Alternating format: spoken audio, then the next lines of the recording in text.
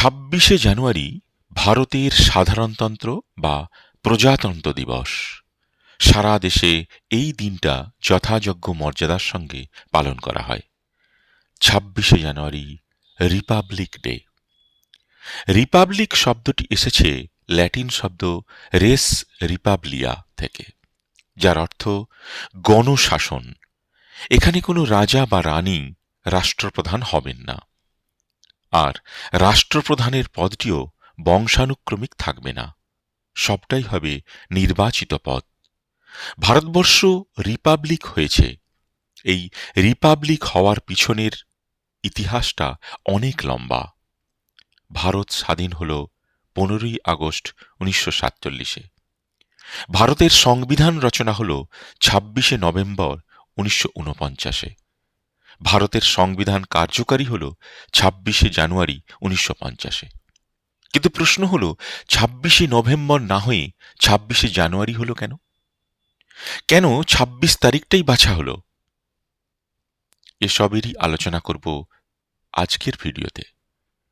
নমস্কার, কথায় কথায় আজকের প্রসঙ্গ 26শে জানুয়ারি রিপাবলিক ডে। ভিডিওটি সম্পূর্ণ দেখুন, অনেক অজানা তথ্য আপনাদের জানাবো। ব্রিটিশরা ভারতবর্ষকে 200 বছর শাসন করেছে।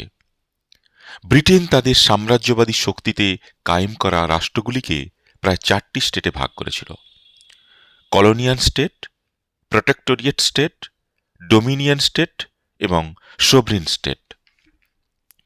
1947-এর 15ই আগস্টের আগে পর্যন্ত ভারতবর্ষ ছিল কলোনিয়াল স্টেট, আর 1947-এর 15ই আগস্ট হল ডোমিনিয়ন স্টেট। ক্ষমতা হস্তান্তরের মধ্য দিয়ে ভারত স্বাধীন হল বটে, কিন্তু ব্রিটেনের রাজা তখনও ছিলেন ভারতের রাষ্ট্রপ্রধান। তাঁর প্রতিনিধি স্বরূপ ছিলেন governor general Mountbatten. Bharat sovereign state হয়েছিল সংবিধান লাগু হওয়ার পরে। ভারতের সংবিধান রচনার ইতিহাসও অনেক লম্বা। সেই ইতিহাসের সূত্রও ছিল ব্রিটিশ পার্লামেন্ট। সাল 1945। ব্রিটেনের সরকারে এলো শ্রমিক দল, যার প্রধান হলেন ক্লিমেন্ট এটলি। তিনি সরকারে এসে ভারতের স্বাধীনতা প্রসঙ্গে কতকগুলি সদর্থক ভূমিকা পালন করেছিলেন। তার মধ্যে ছিল 1 নম্বর, ক্যাবিনেট মিশন পরিকল্পনা 1946, 2 নম্বর, ইন্ডিয়ান ইন্ডিপেন্ডেন্স বিল 1947। এটলি 3 সদস্যের ক্যাবিনেট মিশন পাঠালেন 1946 সালে ভারতের উদ্দেশ্যে। তারা ছিলেন A V Alexander, Pethick Lawrence, Stafford Greaves. 16ই মে 1946 সালে ক্যাবিনেট মিশন 6টি পরিকল্পনার কথা ব্রিটিশ সরকারকে জানান। তাদের মধ্যে উল্লেখযোগ্য হল ভারতের শাসনভার ব্রিটিশ রাজশক্তির হাত থেকে ভারতীয়দের হাতে তুলে দেওয়ার বিষয়ে চূড়ান্ত সিদ্ধান্ত গ্রহণ করা, অর্থাৎ অন্তর্বর্তী সরকার গঠনের স্বীকৃতি। দ্বিতীয়, কমনওয়েলথ অফ নেশনে একটি ডোমিনিয়ন স্টেটের মর্যাদা দিয়ে ভারতকে স্বাধীনতা প্রদান করা। তৃতীয়, ভারতের নিজস্ব শাসনতন্ত্র বা সংবিধান নির্মাণের রূপরেখা গঠন করতে দেওয়া হবে, এইসব ইত্যাদি। এবছরই আগস্ট মাসে ব্রিটিশ ভারতীয় প্রদেশগুলির 296টি আসনে নির্বাচন সমাপ্ত হয়। এতে কংগ্রেসের আসন ছিল 208টি, আর মুসলিম লীগের আসন ছিল 73টি। 2রা সেপ্টেম্বর 1946 সালে ভারতের অন্তর্বর্তী সরকার গঠিত হল। এই সরকারের অধীনে 9ই ডিসেম্বর 1946 সালে গণপরিষদের প্রথম সভা বসে দিল্লিতে। ওই দিনেই সংবিধান রচনার রেজুলেশন নেওয়া হয়।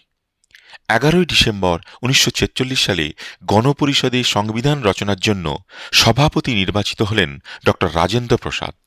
অস্থায়ী চেয়ারম্যান হলেন সচ্চিদানন্দ সিনহা, ভাইস চেয়ারম্যান হলেন হরেন্দ্র কুমার মুখার্জি, আর আইনি উপদেষ্টা হলেন বি.এন. রাও।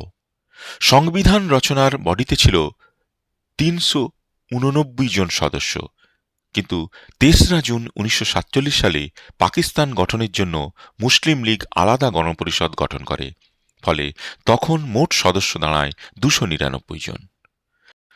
13ই ডিসেম্বর 1946 সালে জওহরলাল নেহেরু গণপরিষদে একটি উদ্দেশ্যমূলক প্রস্তাব পেশ করেন, যা পরে সংবিধানের প্রস্তাবনায় পরিণত হয়। 22শে জানুয়ারি 1947 সালে সর্বসম্মতভাবে উদ্দেশ্যমূলক প্রস্তাবটি সভায় গৃহীত হয়। 22শে জুলাই 1947 সালে গণপরিষদে ভারতের জাতীয় পতাকা গৃহীত হয়। 14ই আগস্ট 1947 সালে গণপরিষদে 22টি কমিটি গঠনের প্রস্তাব পাশ হয়, যার মধ্যে 13টি কমিটি সংবিধান রচনায় সক্রিয় ভূমিকা নেয়। এই 13টি কমিটি হল খসড়া কমিটি, এর প্রধান হলেন ড বি আর আম্বেদকর; ইউনিয়ন পাওয়ার কমিটি, যার প্রধান হলেন জওহরলাল নেহেরু; ইউনিয়ন সংবিধান কমিটি, যারও প্রধান হলেন জওহরলাল নেহেরু; প্রাদেশিক সংবিধান কমিটি, যার প্রধান হলেন সর্দার বল্লভভাই প্যাটেল; মৌলিক অধিকার সংক্রান্ত উপদেষ্টা কমিটি, এরও প্রধান হলেন সর্দার বল্লভভাই প্যাটেল; কার্যপ্রণালীর নিয়ম কমিটি, এর প্রধান হলেন ড রাজেন্দ্র প্রসাদ; রাজ্য কমিটি, এর প্রধান হলেন জওহরলাল নেহেরু; স্টিয়ারিং কমিটি, এর প্রধান হলেন রাজেন্দ্র প্রসাদ; জাতীয় পতাকা ও এইচওসি কমিটি, এর প্রধান হলেন রাজেন্দ্র প্রসাদ; সংবিধান পরিষদের কার্যক্রম কমিটি, এর প্রধান হলেন জি.ভি. মাভলাঙ্কার; হাউস কমিটি, যার প্রধান হলেন পট্টভি সীতারামাইয়া; ভাষা কমিটি, যার প্রধান হলেন মাতুরি সত্যনারায়ণ; ব্যবসায়িক আদেশ কমিটি, যার প্রধান হলেন কে এম মুন্সি। 15ই আগস্ট 1947 সালে ভারত স্বাধীন হল। এখানে বলে রাখি, ক্যাবিনেট মিশন যে 6টি সুপারিশ করেছিল ব্রিটিশ সরকারকে 16ই মে 1946 সালে, তার জেরে ব্রিটিশ সরকার ইংল্যান্ডের কমন সভায় 4 জুলাই 1947-এ ইন্ডিয়ান ইন্ডিপেন্ডেন্স অ্যাক্ট 1947 বিল আনে। 18ই জুলাই 1947 সালে সেই বিলে স্বাক্ষর করেন ষষ্ঠ জর্জ এবং বিলটি আইনে পরিণত হয়। এই আইনে বলা হয়, ভারতকে দুটি ডোমেনে ভেঙে ডোমিনিয়ন স্টেটের মর্যাদা দেয়া হবে 15ই আগস্ট 1947 সালে। 14ই আগস্ট পাকিস্তান গঠন হয় আর 15ই আগস্ট ক্ষমতা হস্তান্তরের মধ্য দিয়ে ভারতবর্ষ স্বাধীন হয়। লাগু হল ইন্ডিয়ান ইন্ডিপেন্ডেন্স অ্যাক্ট 1947 15ই আগস্টে। যাই হোক, এবার আসা যাক খসড়া কমিটিতে। 4 নভেম্বর 1947 সালে খসড়া সংবিধান রচনা আরম্ভ হল। 17ই নভেম্বর 1947 সালে খসড়া কমিটি গঠন করা হল, যাতে করে 22টি কমিটি থেকে প্রদেয় তথ্যের খসড়া লিপিবদ্ধ করে সংবিধানের স্ট্রাকচার খাড়া করা যায়। 21শে ফেব্রুয়ারি 1948 সালে গণপরিষদের সভায় খসড়া সংবিধান পেশ করা হল, যাতে মোট ধারা ছিল 351টি আর তফসিল ছিল 13টি। 22শে ফেব্রুয়ারি 1948 থেকে নভেম্বর 1949 পর্যন্ত খসড়া সংবিধান নিয়ে অনেক আলোচনা হয়। এই আলোচনায় প্রায় 7,365টি সংশোধনী প্রস্তাব আনা হয়। তার মধ্যে 2,473টি সংশোধনী প্রস্তাব গণপরিষদে পাশ হয়। 26শে নভেম্বর 1949 সাল গণপরিষদে সংশোধিত খসড়াটি সংবিধান রূপে গৃহীত হয়। তখন এর মোট ধারা হয় 395টি আর তফসিল হয় 8টি।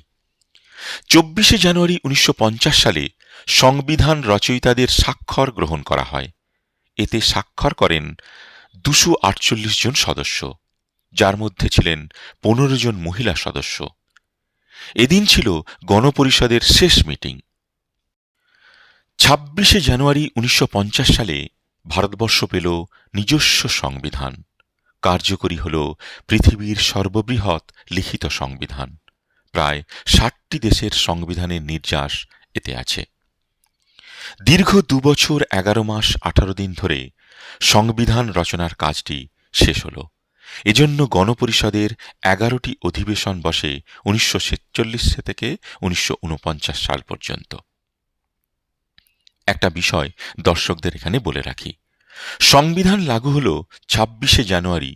ফলত ইন্ডিয়ান ইন্ডিপেন্ডেন্স অ্যাক্ট 1947 অনুযায়ী আর গভর্নমেন্ট অফ ইন্ডিয়ান অ্যাক্ট 1935 কার্যকরী থাকল না, যা এতদিন চলে আসছিল। তবে গভর্নমেন্ট অফ ইন্ডিয়া অ্যাক্ট 1935 বা ভারত শাসন আইন 1935 এর 50% বিষয় ভারতীয় সংবিধানে গৃহীত হয়েছিল। ভারতীয় সংবিধান লাগু হলেও ভারতবর্ষ সোভরেন স্টেট হয়েছিল 1952 সাল থেকে, কেননা ইন্ডিয়ান ইন্ডিপেন্ডেন্স অ্যাক্ট 1947 অনুযায়ী 5 বছরের অন্তর্বর্তী সরকার তখনও কার্যকরী ছিল। তাই 1951 সালে সাধারণ নির্বাচন সংগঠিত হলেও সরকার গঠন হয় 1952 সালে। এবছর থেকেই ভারতবর্ষ হল স্বাধীন সার্বভৌম রাষ্ট্র। এবার আসি প্রজাতন্ত্র দিবসের কথায়। 26শে নভেম্বর 1950 সালে সংবিধান গণপরিষদে গৃহীত হল, অথচ কার্যকরী হল না। কার্যকরী হল 26শে জানুয়ারি 1950 সালে, অর্থাৎ সংবিধান গ্রহণের ঠিক 2 মাস পর। কিন্তু কেন? কি এমন আছে 26শে জানুয়ারি দিনটার? চলুন প্রসঙ্গে যাই। সাধারণত পরাধীন ভারতবর্ষে জাতীয় কংগ্রেসের বার্ষিক সাধারণ সভা বসত ডিসেম্বরের শেষ সপ্তাহে।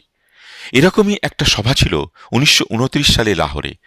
এই অধিবেশনের সভাপতি ছিলেন জওহরলাল নেহেরু স্বয়ং। মতাদর্শগত কারণে জওহরলাল নেহেরু, সুভাষচন্দ্র বসু প্রমুখেরা ছিলেন চরমপন্থী। এরা ছিলেন পূর্ণ স্বরাজপন্থী। 31শে ডিসেম্বর 1932 সালের সমাপ্তি ভাষণে সভাপতি জওহরলাল নেহেরু ঘোষণা করলেন, হামে ইংরেজ সে পূর্ণ স্বরাজ চাহিয়ে। আগামী মাসের শেষ সপ্তাহে অর্থাৎ শেষ রবিবারে এই জায়গায় জাতীয় পতাকা উত্তোলনের মধ্য দিয়ে আমরা আজাদী দিবস পালন করব। তাতে ব্রিটিশ সরকার যা করার করুক। 26শে জানুয়ারি 1930 সালে নেহেরুর ঘোষণা অনুযায়ী পরাধীন ভারতবর্ষে স্বাধীনতার পতাকা উত্তোলিত হল। নেহেরুজি এদিনে আবারও ঘোষণা করলেন, আজ থেকে প্রতি বছর 26শে জানুয়ারি আমরা স্বাধীনতা পালন করব দেশ জুড়ে। প্রসঙ্গত বলে রাখি, 1930 সালের জানুয়ারি মাসের শেষ রবিবারটি ছিল 26শে জানুয়ারি। 1930 সালের 26শে জানুয়ারি থেকে 1949 সালের 26শে জানুয়ারি পর্যন্ত দেশ জুড়ে কংগ্রেস ওই দিনটিকে স্বাধীনতা দিবস হিসেবে পালন করে চলেছিল। বুঝতেই পারছেন, স্বাধীন ভারতবর্ষেও 26শে জানুয়ারি স্বাধীনতা দিবস পালন হচ্ছে। যদিও 15ই আগস্ট 1947 সালে দেশ স্বাধীন হয়েছে, ওই দিনটি ভারতের লিখিত সংবিধান দিবস, কিন্তু জাতীয় কংগ্রেসের কাছে 26শে জানুয়ারির বিশেষ মাহাত্ম্য রয়েছে। অথচ 15ই আগস্ট স্বাধীনতা দিবস পালনে ক্রমশ 26শে জানুয়ারির মাহাত্ম্য ফিকে হয়ে যাচ্ছিল দেশবাসীর কাছে। তাই জাতীয় কংগ্রেস ঠিক করল 26শে নভেম্বর 1949 সালে সংবিধান গণপরিষদে গৃহীত হলেও ওই দিনটাকে সংবিধান দিবস ঘোষণা করা হোক। আর 2 মাস বাদেই তো 26শে জানুয়ারি, তাই ওই দিনে সংবিধান কার্যকরী করা হোক। কংগ্রেসের প্রস্তাব মেনে তৎকালীন অন্তর্বর্তী সরকার 26শে জানুয়ারি 1950 সালে সংবিধান কার্যকরী করার ঘোষণা করে। ফলত পরাধীন ভারতবর্ষের স্বাধীনতা দিবসটি নতুন করে ব্যঞ্জনাধর্মী হয়ে উঠল। 1930 সাল থেকে 1947 সাল পর্যন্ত 26শে জানুয়ারি স্বাধীনতা দিবস পালনে কোনো সমস্যা ছিল না, কিন্তু 1947 সালের 15ই আগস্টের পর 26শে জানুয়ারি স্বাধীনতা দিবস পালন ব্যাপারটা দেশবাসীর কাছে বিতর্ক সৃষ্টি করেছিল। কোনটা আসল স্বাধীনতা দিবস? জাতীয় কংগ্রেসের মধ্যেও এ প্রশ্ন উঠেছিল, কিন্তু 26শে জানুয়ারি দিনটাতে সংবিধান লাগু হওয়াতে সেই বিতর্কের অবসান ঘটল। ভারতবর্ষ পেল প্রজাতন্ত্র দিবসকে। প্রিয় ভিউয়ার্স, আশা করি বিষয়টি বুঝতে পেরেছেন। ভিডিওটি ভালো লাগলে লাইক, কমেন্ট, শেয়ার করবেন আর সাবস্ক্রাইব করতে ভুলবেন না। জয় হিন্দ, জয় রিপাবলিক ডে।